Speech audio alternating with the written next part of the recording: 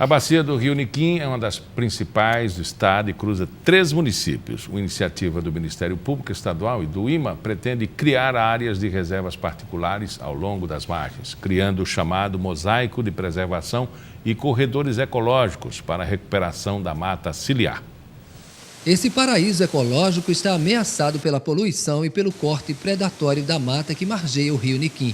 Em alguns pontos, nós flagramos acúmulo de lixo. Agora, um projeto liderado pelo Ministério Público e por várias instituições ambientais pode mudar essa realidade. A intenção é criar uma série de reservas particulares do patrimônio natural ao longo das margens do rio, que vão servir de barreira de proteção a uma bacia hidrográfica com 155 quilômetros quadrados. Há locais do Rio Niquim que são totalmente cercados pela Mata Atlântica, como esse em que nós nos encontramos aqui. O rio nasce nos tabuleiros de São Miguel dos Campos, corta todo o município de Marechal Deodoro e deságua na Barra de São Miguel.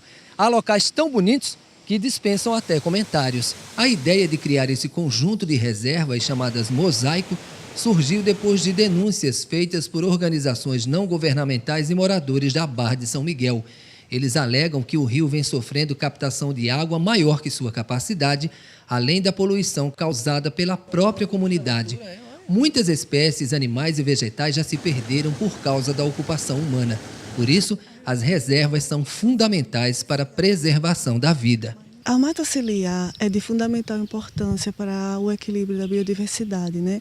E vem a diminuir os riscos e reverter os riscos que esse ecossistema venha a enfrentar. Os proprietários das terras que margeiam o rio já estão sendo procurados para um acordo. Com o mosaico, vai ser possível criar corredores ecológicos, recuperar a mata das margens e desenvolver ações de educação ambiental. O rio irriga áreas de mangue e apresenta rica biodiversidade e possui remanescentes da Mata Atlântica. É fácil perceber porque o mosaico é tão necessário à conservação desse patrimônio natural. Desde a importância ambiental, de preservar o recurso hídrico, que é essencial para garantir a vida, os processos ecossistêmicos aqui da região, até uma importância social e econômica. Agora eu converso com Alexandre Constantino, ele vem falar sobre o projeto Saravá de Dança. É um mês inteiro com oficinas de contato e improvisação.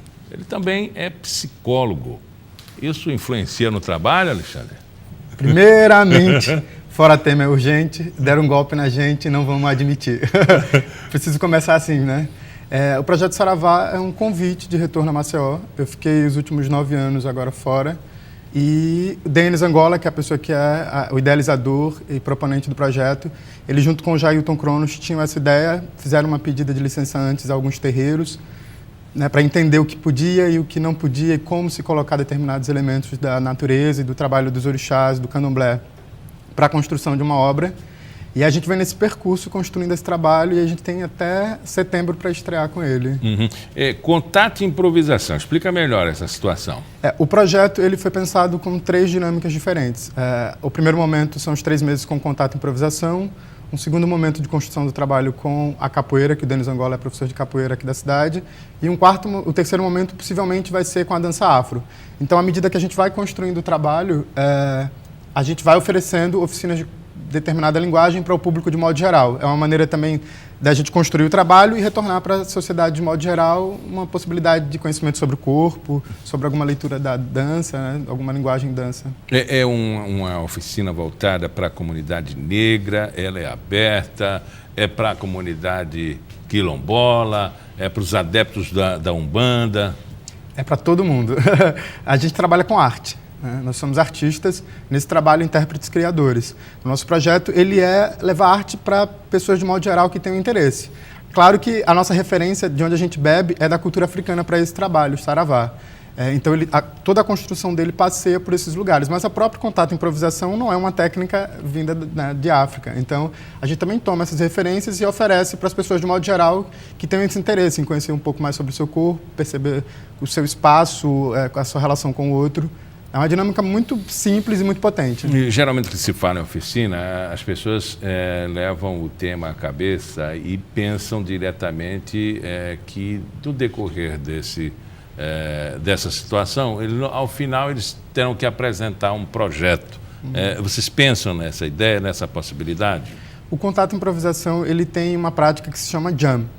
As jams é todo um processo de construção de uma ideia do que é o contato. Então a gente apresenta, a gente facilita, né? A gente gosta de pensar que nós somos facilitadores do contato e improvisação. A gente facilita informações como modos de você sentar, modos de você deitar, modos de você pular, correr, alavancas para poder você receber o corpo do outro no seu corpo. E esses aspectos eles vão dando informação para você poder situar na hora da prática em conjunto. O contato costuma ser ou em dupla ou com mais pessoas. Então, à medida que isso vai acontecendo, pode ser que no final aconteça uma jam.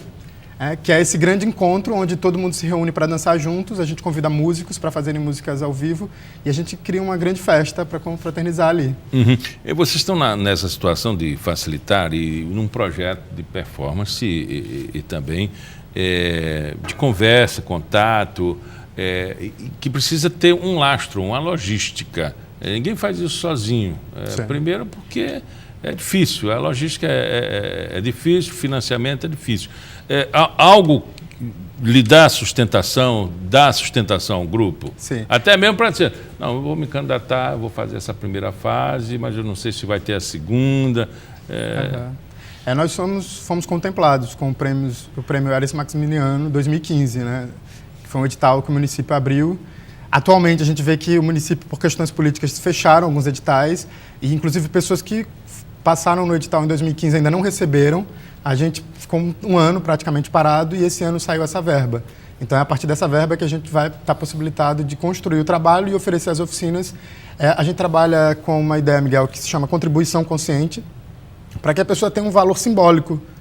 Então, se você vai fazer oficina, se você não tem, participa.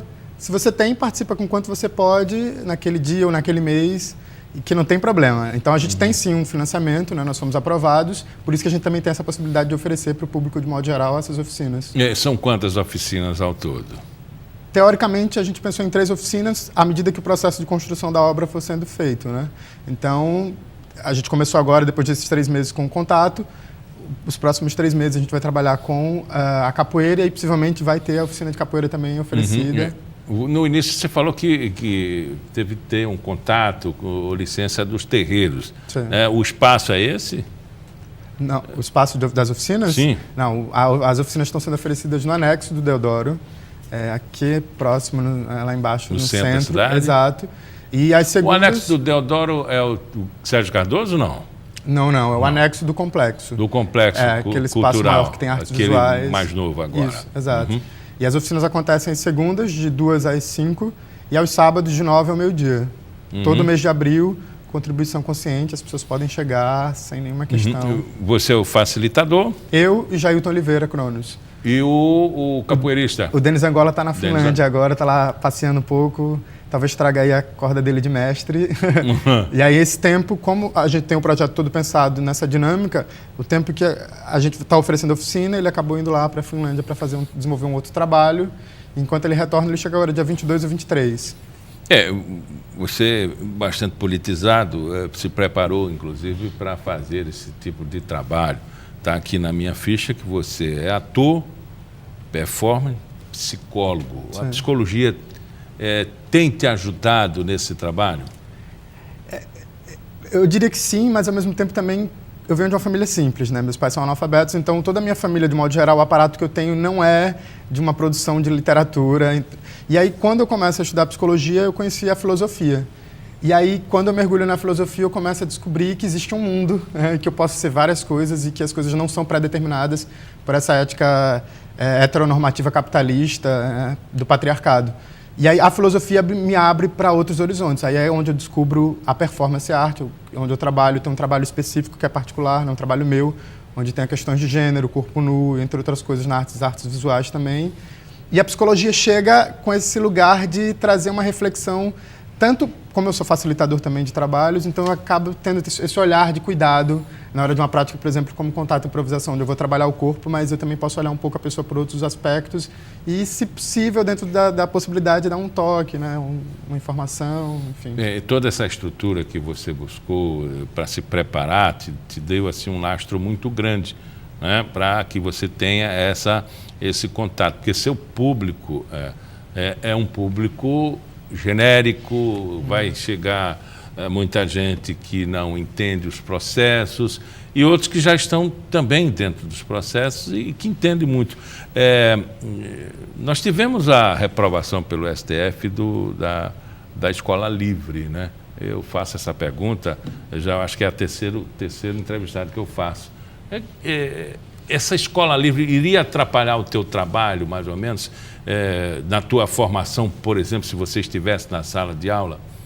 Se eu estivesse, com certeza. E, na verdade, não atrapalha só o processo do professor, atrapalha o aprendizado do aluno e a possibilidade de uma construção de um aluno que está num estado onde ele pode ter um pensamento crítico, em termos amplos, né, como sexualidade, religião e outras questões, e que acabam sendo retiradas porque o Estado, o governo, prefere manter as pessoas quadradas e enquadradas no modelo que já não cabe mais, né?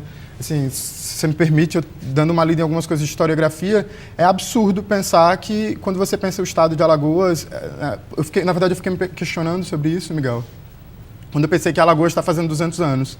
E eu fui pesquisar um pouco, ler um pouco sobre como é essa história desses 200 anos. E como eu estou de retorno, né, eu estava muito por alto das coisas.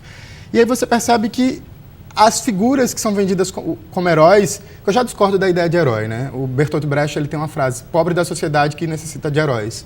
Eu já não concordo com essa ideia, mas quando você vê Floriano Peixoto, Marechal Deodoro, e quando você pesquisa um pouco mais, você não encontra que pessoas como os Caetés, Quilombo dos Palmares, eles trabalharam para a construção desse Estado e eles não têm referência, você percebe que que educação é essa? Né? Que não chega a esses lugares. Mas toda essa base vai servir primeiro para o teu ensinamento, para o teu contato, mas principalmente para o ator que você vai trabalhar, a pessoa que você vai trabalhar. Você passar tudo isso aí em oficina é muito difícil, né? Na verdade, eu nem pretendo, né? Assim, são questionamentos meus. O que a gente propõe na oficina é um trabalho de corpo, uma consciência corporal, uma percepção de si, do outro e do espaço. E à medida, claro, que for sendo tocada, a pessoa, né, pode procurar um aprofundamento maior depois. Abrir a cabeça, né? Conversamos com Alexandre Constantino, facilitador da oficina, ator, performance e psicólogo. Muito obrigado pela sua vinda hoje aqui. A gente que agradece. Pauta Especial vai ficando por aqui. Até o nosso próximo encontro. Ao vivo, às 11h30 da manhã. E reprise às 4h30 da tarde. Até lá.